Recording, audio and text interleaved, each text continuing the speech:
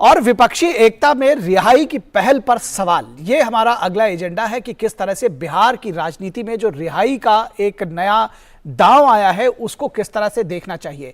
दरअसल बिहार में बढ़ते अपराध की घटनाओं के बीच बाहुबली पूर्व सांसद आनंद मोहन सहित 27 लोगों की रिहाई के नोटिफिकेशन ने एक नई सियासी बहस की शुरुआत कर दी है। बिहार के मुख्यमंत्री और जनता दल यूनाइटेड के नेता नीतीश कुमार इन दिनों मिशन 2024 के सूत्रधार बने हैं और इसके लिए वो लगातार दिल्ली के चक्कर लगा रहे हैं, तमाम पार्टियों के नेताओं से मिल रहे हैं। विपक्ष के नीतीश इन दिनों दिल्ली के टास्क को लेकर विपक्षी नेताओं से मिल रहे हैं, एक के बाद एक तमाम नेताओं से उनकी जो है वो मीटिंग्स रह रही हैं। इस बीच बसपा सुप्रीमो मायावती ने नीतीश कुमार की जातिवादी राजनीति पर कड़ा प्रहार किया है। उनका कहना है कि ये जो राजनीति है ये जातिवादी है और इस बीच बसपा सुप्रीमो ने कहा है कि नीतीश कुमार की जातिवादी राजनीति जो है ये ठीक नहीं है और सिर्फ ये इलेक्शन सेंट्रिक है, दरअसल सत्ता पाने के लिए की गई है। बिहार के कर्मठ और जुझारू अफसर जी कृष्णैया की आनंद मोहन के नेतृत्व में एक भीड़ ने पीट कर हत्या कर दी थी। 14 साल जेल काट चुके उन अपराधियों को नीतीश कुमार ने रिहा करने का आदेश दिया है और इसके लिए नियमों में परिवर्तन की इजाजत दे दी है। जेल मैनुअल में संशोधन करके आनंद मोहन की उम्र कैद की सजा को माफ कर उसे बरी करने की तैयारी की जा रही है, बल्कि यह कहा जाए कि तैयारी कर ली गई है। नीतीश सरकार ने 27 लोगों की रिहाई का नोटिफिकेशन जारी किया है। संभवतः कल ये लोग आजाद हो जाएंगे। तो इनकी रिहाई का नोटिफिकेशन भी जारी हो चुका है। लेकिन सबसे बड़ा सवाल मायावती ने दलित समाज के आक्रोश का उठाया है। सत्ता के लिए क्या नीतीश कुमार को उसकी परवाह नहीं है? लेकिन उससे बड़ा सवाल यह है कि जातिवादी राजनीति को पुख्ता करने के लिए नीतीश कुमार ने बाहुबलियों का सहारा लिया है। यह भी एक बड़ा सवाल है। सवाल यह भी है कि गुजरात दंगे के 22 आरोपियों को रिहा करने का जब स्थानीय कोर्ट ने आदेश दिया था तब यह मीडिया में बड़ी सुर्खियां बनी थी, बड़ी खबर बनी थी।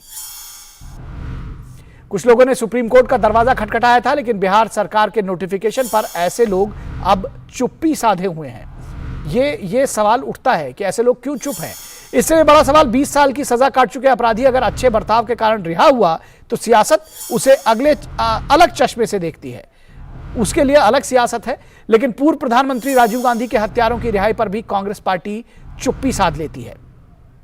तो इस तरह के सवाल जरूर पूछे जाएंगे। विपक्षी एकता की कौन सी मजबूरी है जिसमें डीएमके हत्यारों को सम्मानित करती है और कांग्रेस खामोश रहती है, चुप्पी साधे रहती है। सवाल यह कि क्या जेडीयू और आरजेडी एक दलित अफसर की हत्या पर असंवेदनशील है और क्या पार्टियां सत्ता के लिए जातीय गठजोड़ बना रही हैं?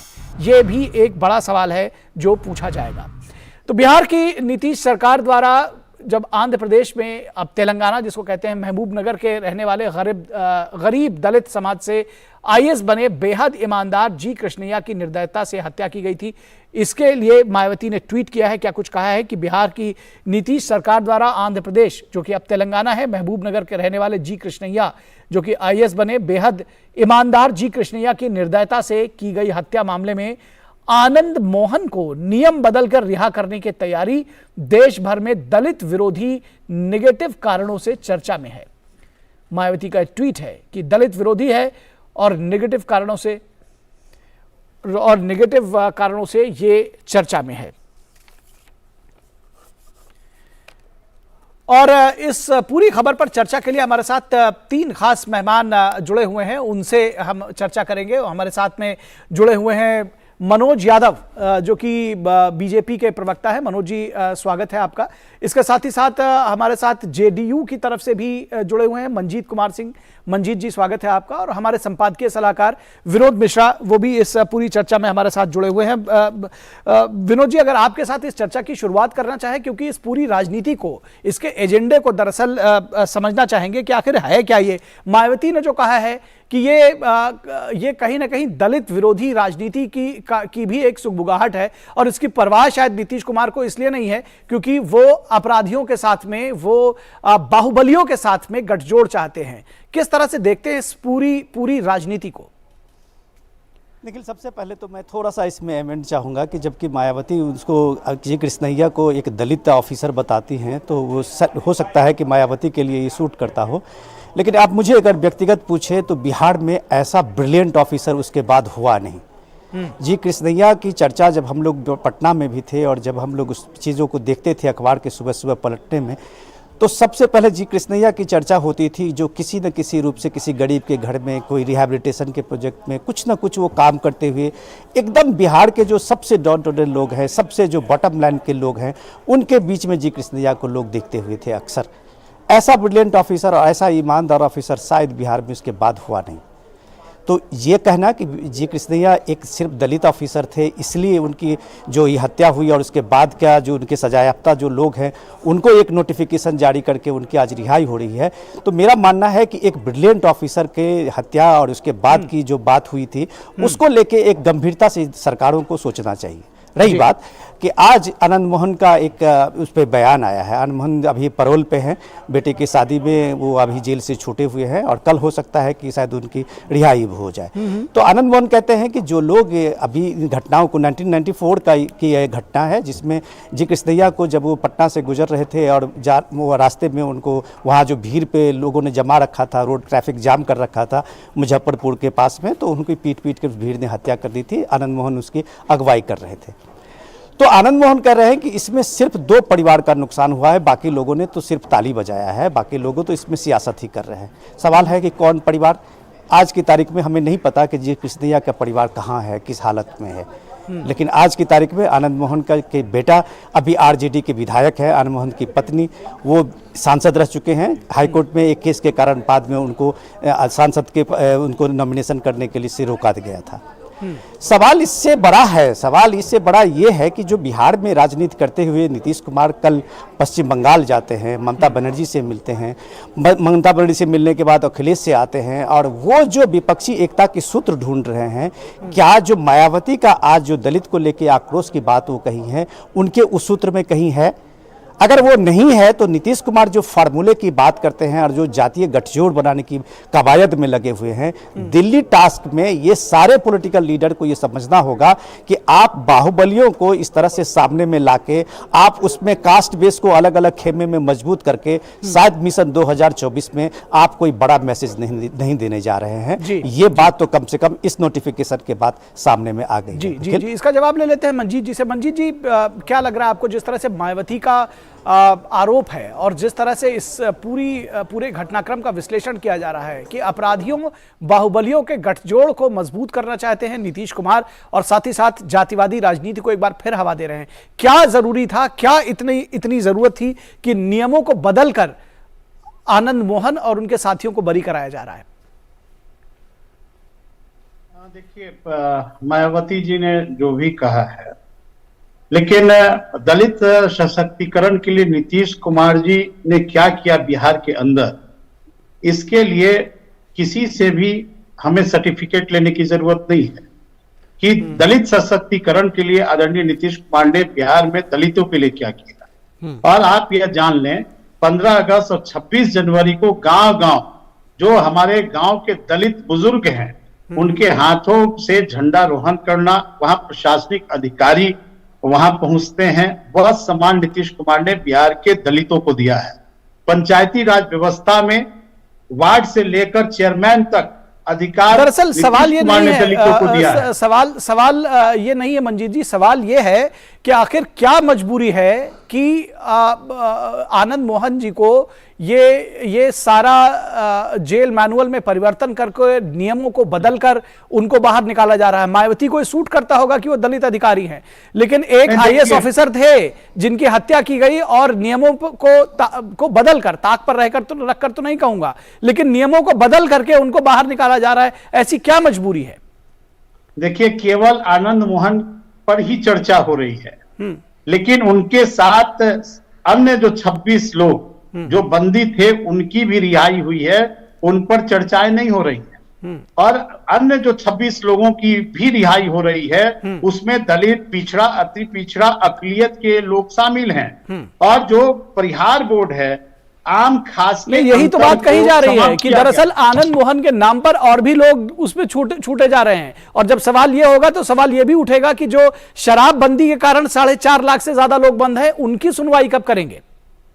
देखिए, आप जिन सवालों को बोल रहे हैं हमको जवाब दे देने दीजिए। जी जी, जवाब कि दीजिए, बिल्कुल केवल दीजिए। आनंद मोहन जी की रिहाई नहीं हुई, क्यों आनंद मोहन जी का केवल मुद्दा बन रहा है? भारतीय जनता पार्टी का उत्तर प्रदेश में जो बी टीम है, पहले वो सवाल इसको उठाते थे, अब भारतीय जनता पार्टी इस सवाल को उठा रही है। तो नीतीश कुमार जी के शासन में आम व्यक्ति और खास व्यक्ति में कोई अंतर नहीं समझा जाता है। श्री आनंद मोहन जी वह अपना सजा को पूरा कर चुके थे, लेकिन जो कानून बने थे आम और खास के लिए, उस कानून में समानता लाई गई है और उस समानता के कारण सब लोगों को छूट मिल रही है, केवल आनंद मोहन को नहीं मिल रहा। अगर किसी को आपत्ति इस विषय पर है तो वह जाए कोर्ट, उसके लिए सक्षम है न्यायालय, वह चले जाए न्यायालय में कि यह प्रहार बोर्ड ने यह इस तरह का निर्णय लिया है, उनको कौन रोक छोड़ा जाता है? तो आपके जो समर्थक है कांग्रेस के लोग, वो सुप्रीम कोर्ट चले गए थे।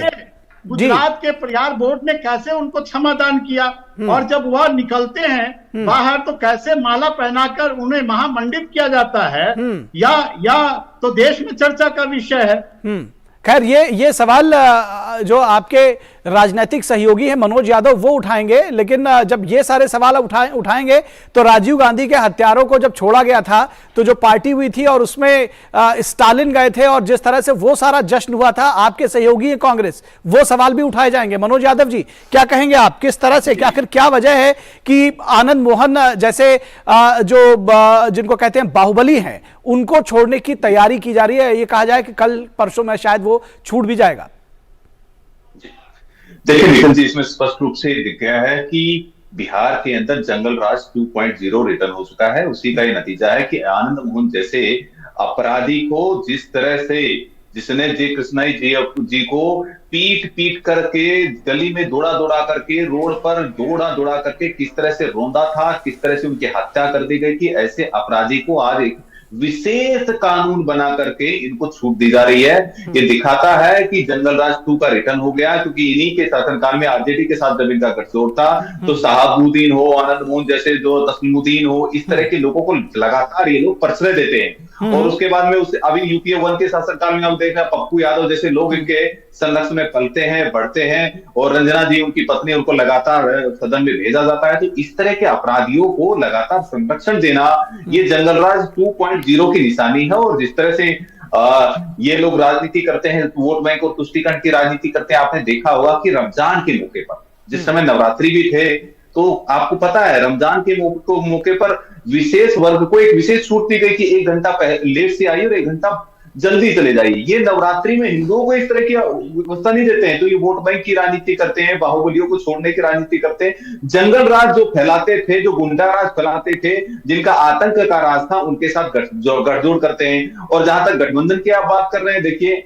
घर में नहीं है दाने अम्मा चली गुनाने, जो नीतीश कुमार आज तक आज तक चुन करके तो आए नहीं, हमेशा एमएलसी रहे। और जो नीतीश कुमार जिन्होंने महागठबंधन किया था 2014 के अंदर, मात्र 2 सीटें इनकी आई थी। तो घर में नहीं है दाने अम्मा चली गुनाने, जो बाहर ढोल पीट रहे हैं उससे कुछ होने वाला नहीं है, बीरबल की खित्ती पकने वाली नहीं है। लेकिन जहां तक जिस मुद्दे को इन्होंने उठाया, जिस गुजरात के मुद्दे की आप बात कर रहे हैं, वो माननीय सर्वोच्च न्यायालय के विचाराधीन है, इस पर मैं टिप्पणी नहीं करना चाहूंगा। लेकिन मैं एक सवाल पूछना चाहता हूं कि तुष्टीकरण की राजनीति करने वाले लोग, लगातार जंगल राज को बढ़ावा देने वाले लोग, आतंकवादियों को और इस तरह के जो कृत्यों में संलिप्त रहते हैं, जो डर और भय का माहौल बनाते हैं, उनको नीतीश कुमार जी आरजेडी की गोदी के अंदर बैठ करके, लालू प्रसाद जी की गोदी में बैठ करके क्यों इन ऐसे अपराधी को, अपराधी को विशेष कानून बनाकर छोड़ने का काम करते हैं? इसका उत्तर ले लेते हैं। साफ साफ दिखाता है कि जंगल राज 2.0 इनका रिटर्न हो चुका है और नीतीश कुमार जी विफल हो गए हैं, और इनका दिवालियापन भी साफ साफ दिख रहा है। नीतीश कुमार जी का दिवालियापन दिख रहा है। ठीक है, जवाब ले लेते हैं मंजीत जी से। मंजीत जी, तुष्टीकरण की राजनीति तो भारतीय जनता पार्टी कर रही है, और गुजरात के मामले में अब यह सुप्रीम कोर्ट का हवाला दे रहे हैं। और हमारे प्रहार बोर्ड में तो हमारे वरिष्ठ पदाधिकारी उसके मेंबर हैं, लेकिन गुजरात के प्रहार में वहां के एमएलए को बनाया गया उस बोर्ड का मेंबर। और जिन लोगों ने हिनियस क्राइम किया, जिस गर्भवती महिला के साथ लोगों ने 11 लोगों ने बलात्कार किया, जिनके साथ सामूहिक बलात्कार की घटना हुई, उनको क्षमादान दिया गया। और वह जब जेल से बाहर निकलते हैं तो क्षमा दे, वही तो आप भी कर रहे हैं, पार्टी के नेता वही तो आप भी कर रहे हैं, यही तो सवाल असल में दरअसल लिखा है। असल में दिक्कत क्या है मंजीत जी, कि आप सवाल का जवाब नहीं देते, आप दूसरी तरफ चले जाते हैं। मैं आपको इसीलिए मैं सुन रहा हूं। मंजीत जी सुन लीजिए, मंजीत जी सुप्रीम कोर्ट ने उत्तर प्रदेश के मामले, अरे मंजीत जी सुन लीजिए, एक मिनट मनोज जी आप भी शांत रहिए, मनोज जी आप भी शांत रहिए, मंजीत जी मेरी बात सुन लीजिए, मंजीत जी। अरे एक पक्षी ऐसे बोलता, जब नीतीश कुमार के साथ भाई आप इसको देखिए, आप इसको एजेंडा चलाने का प्लेटफॉर्म मत बनाइए। जो सवाल पूछा गया है उसका जवाब दीजिए। मंजीत जी इस तरह से वन वे ट्रैफिक मत बनाइए। मंजीत जी देखिए भाई ऐसा है ना, फिर मुझे ऑडियो आउट कराना पड़ेगा। ये क्या बात हुई, ये क्या बात हुई मंजीत जी, आप इसको वन वे ट्रैफिक मत बनाइए। एक मिनट मनोज यादव जी, एक मिनट मनोज जी एक मिनट। आपसे जो पूछा गया सवाल मंजीत जी, आप उसका जवाब दीजिए। आपसे पूछा जाता है कुछ और आप जवाब कुछ और देते हैं। आपसे ये पूछा गया, ये सवाल तो आपसे पूछा जा रहा है कि आपने आखिर कौन सी ऐसी मजबूरी थी जिसकी वजह से उनको छोड़ा। आखिर क्या मजबूरी है कि वो 4.5 लाख लोगों ने क्या अपराध किया है जिनके लिए कोई कार्रवाई सरकार नहीं कर रही है। शराबबंदी के मामले आपने उनको बंद कर रखा है, इसका जवाब दीजिए ना। शराबबंदी के मामले में अगर कोई दोषी है तो उस पर कार्रवाई होगी। एक व्यक्ति के ऊपर भी कार्रवाई नहीं हुई है, एक व्यक्ति भी, not even one, not even single is convicted. लोगों को जो तस्कर थे, जो भाजपा शासित राज्य के तस्कर हैं, उनको हमारी सरकार ने गिरफ्तार किया है। अरे साहब तो ठीक है, एक भी व्यक्ति को कन्विक्ट तो करते, यही सवाल है, आप जवाब नहीं दे रहे। दरअसल कारोबारी हैं, उनको गिरफ्तार किया जा रहा है। इसी के लिए तो भारतीय जनता पार्टी बेचैन है। हम लोग तो 5 लाख लोग पर हमने उन पर कार्रवाई की है, हमको जेल के सलाखों। अरे वही तो सवाल पूछा जा रहा है कि वो दलित गरीब बेचारे वो ही तो जेल में बंद हैं, एक भी व्यक्ति कन्विक्ट नहीं हुआ है। जिन माफियाओं की आप बात कर रहे हैं 4.5 लाख लोग बंद हैं, एक भी व्यक्ति कन्विक्ट नहीं हुआ है। मनोज जी जल्दी से आप अपनी बात कहिए, फिर मुझे विनोद मिश्रा के पास जाना है। मंजीत जी अब आप शांत रहिए। मंजीत जी आपने अपनी बारी में अपना कह दिया। 11 लोगों की फांसी की सजा हुई, अरे चलिए, आजीवन कारावास हुआ। अरे हम जो सवाल पूछ रहे हैं उसका जवाब आप दे नहीं रहे हैं, जो सवाल पूछे उसका जवाब दे नहीं रहे। मनोज यादव जी आप अपनी बात कहिए, उसके बाद मुझे विनोद मिश्रा जी के पास जाना है। जल्दी निखिल जी ऐसा है कि जब ये भारतीय जनता पार्टी के साथ में थे तो मुझे लग रहा है सबका साथ सबका विकास की बात करते थे, लेकिन जैसे आरजेडी की गोदी में बैठते हैं तो जंगल राज रिटर्न हो गया है। ये लालटेन युग की वापसी है, ये जंगल राज की वापसी है। यही कारण है कि आपने देखा होगा नालंदा में किस तरह से रामनवमी के त्योहारों पर किस तरह से दंगे हुए, किस तरह से वहां धू करके लोगों की लाशें जलाई जा रही थी। उसमें सबसे ज्यादा पिछड़े वर्ग के लोगों को प्रताड़ित करने का काम किया था, बाहुबलियों को इन्होंने छोड़ने का काम किया था। माननीय गृह मंत्री अमित शाह जी को भी जाने के लिए अनुमति नहीं दी गई थी। और जिस तरह से राहुल कांग्रेस के साथ में और आरजेडी के साथ में जिनका गठबंधन हुआ, उसके बाद आप देखिए क्या हाल हो गया बिहार का।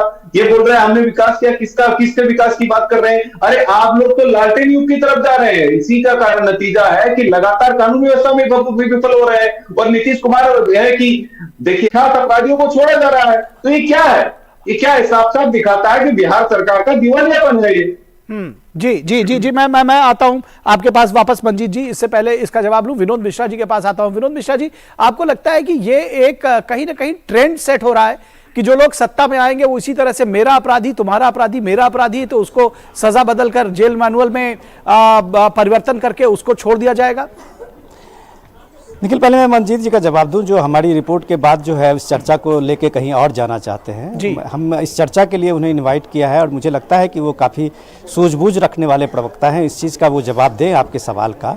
लेकिन उससे पहले मैं आज आनंद मोहन का जो उन्होंने अभी पैरोल पे हैं और उन्होंने जो आज मीडिया में बयान दिया है, तो वो नीतीश कुमार को जेपी बताते हैं, वो नीतीश कुमार को लोहिया बता रहे हैं। तो ये नीतीश कुमार को जब आनंद मोहन लोहिया बता रहे हैं, आज जयप्रकाश नारायण बता रहे हैं, आज तो जाहिर सी बात है कि आप मेरी पीठ खुजाओ और तुम्हारी पीठ मैं खुजाऊंगा। ये सीधा सीधी बात सामने में आपके सामने में है। जब वो विपक्ष की एकता की बात आज सवाल पे आनंद मोहन कहते हैं कि ये जो लंगड़ी विपक्ष है उसको एक मजबूत करने के लिए सारे लोगों का सपोर्ट चाहिए और हम लोग जो है जात पात को छोड़ के हम लोग सारे विपक्ष को एक करने में लगे हुए हैं। ये आनंद मोहन होते कौन हैं? ये सवाल आप पूछिए कि ये आनंद मोहन की इस विपक्षी एकता में इनकी क्या भूमिका होगी।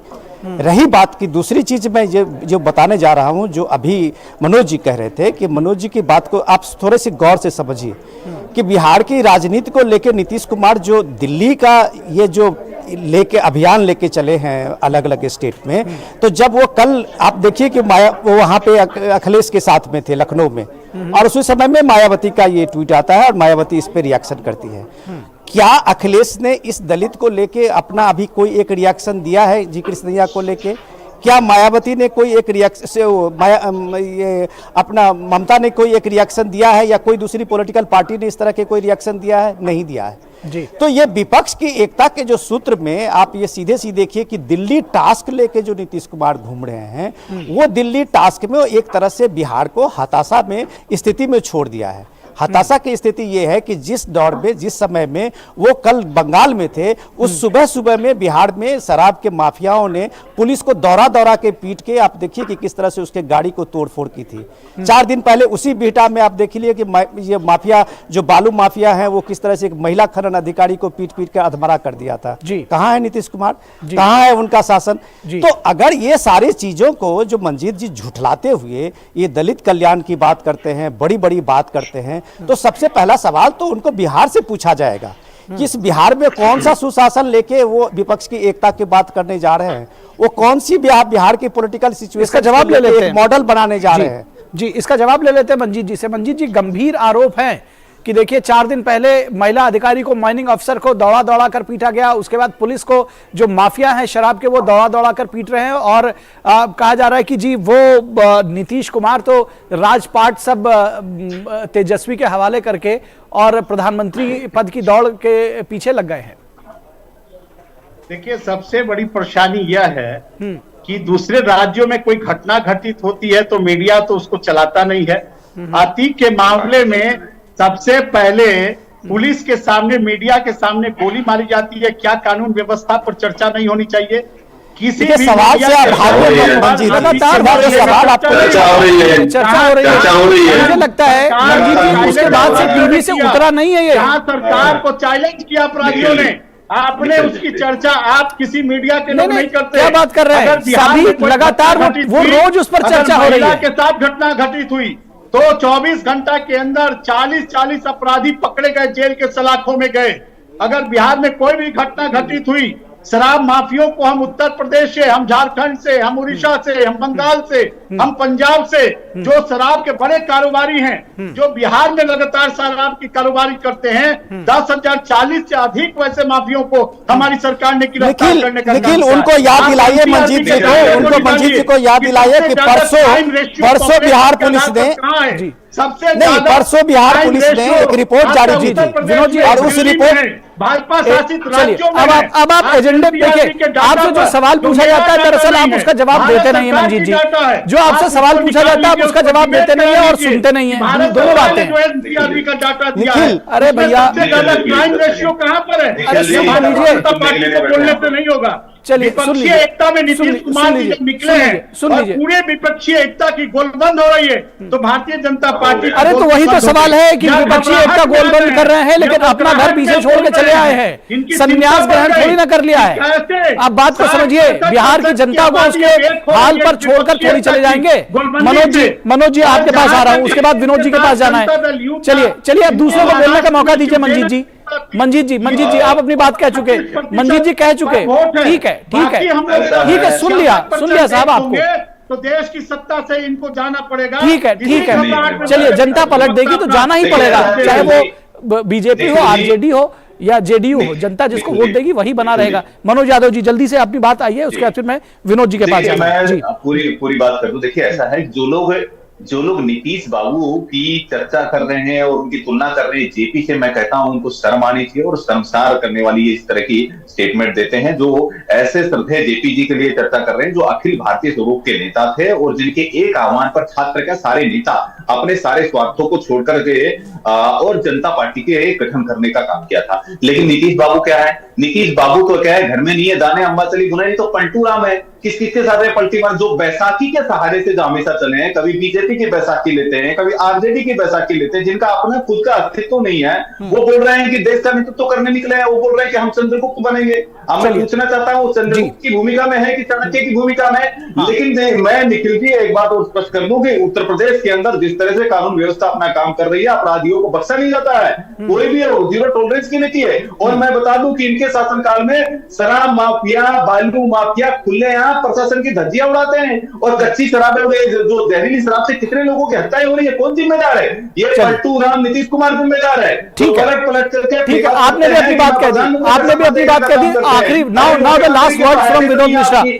आप है दूसरे की बैसाखी पर चलते हैं और हमारी बैसाखी पर चल करके मुख्यमंत्री बनते हैं। चलिए जी आपकी आती नहीं है लोकसभा में, और सपना देख रहे हैं प्रधानमंत्री बनने का। ये मुखेरीलाल के हसीन सपने पूरे नहीं होने वाले हैं। ठीक है। असल में दरअसल में सवाल यह है कि कोई भी सपना देखे, लोकतंत्र में उसके लिए आजादी है, आप गोलबंद करिए, लेकिन कम से कम जो आपका अपना राज्य है उसको भी देखना पड़ेगा। हमारे साथ संपादकीय सलाहकार विनोद मिश्रा बनेगा। विनोद मिश्रा जी, बहुत जल्दी से अपनी बात खत्म करिए, अपनी बात खत्म करिए, हमारे पास समय समाप्त हो गया जी, खत्म करिए जी। ये दोनों पार्टी के जो सम्मानीय हमारे गेस्ट हैं और प्रवक्ता हैं, वो अपनी अपनी बात रख रहे हैं, मजबूती से रख रहे हैं, और उनको रखना भी चाहिए। लेकिन सवाल इससे बड़ी बात मैं जो कहने जा रहा हूं निखिल, कि सवाल ये है कि क्या मंजीत जी या जेडीयू अपने ही पुलिस की रिपोर्ट नहीं देखती है क्या? जो बिहार पुलिस का जो 4 दिन पहले एक रिपोर्ट आई थी कि शराब माफिया का हालत क्या है, अब उसको समझें कि हूज ट्रेजेडी में अभी तक 300 से ज़्यादा लोग मरे हैं बिहार में, और उसमें 21 लोगों पे अभी तक जो हूज के जो किंग पिन है, वहाँ के जो सबसे बड़े डीलर बनाते अपने को बताते हैं, उन पे जो पुलिस ने केस दर्ज की थी, तो उसमें से एक को भी सजा नहीं हुई है, सारे एक्विटल हो गए हैं डिफरेंट कोर्ट से। ये हालत है।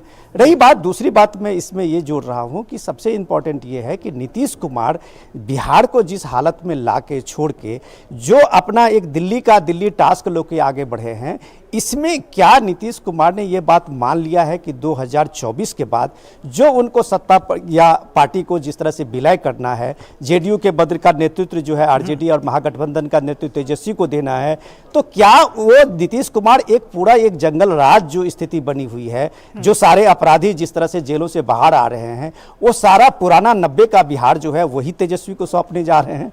ये एक बड़ा सवाल है जो बिहार को इस मामले में सोचना होगा। विपक्ष की एकता की क्या भूमिका होगी, इस पे चर्चा हम लोग बाद में कर लेंगे, लेकिन बिहार जिस तरह से बन रहा है और बिहार की जो हालत है वो कम से कम बिल्कुल बिहार की हालत पर सभी को सोचना होगा, और शायद बहुत खुले दिल के साथ इसमें सोचना होगा। फिलहाल हम अपने तीनों खास मेहमानों का, विनोद मिश्रा जी, मनोज यादव, मंजीत जी, आप सभी का शुक्रिया करेंगे इस चर्चा में जुड़ने के लिए, बात रखने के लिए, अपने विचार रखने के लिए। बहुत शुक्रिया आप तीनों का।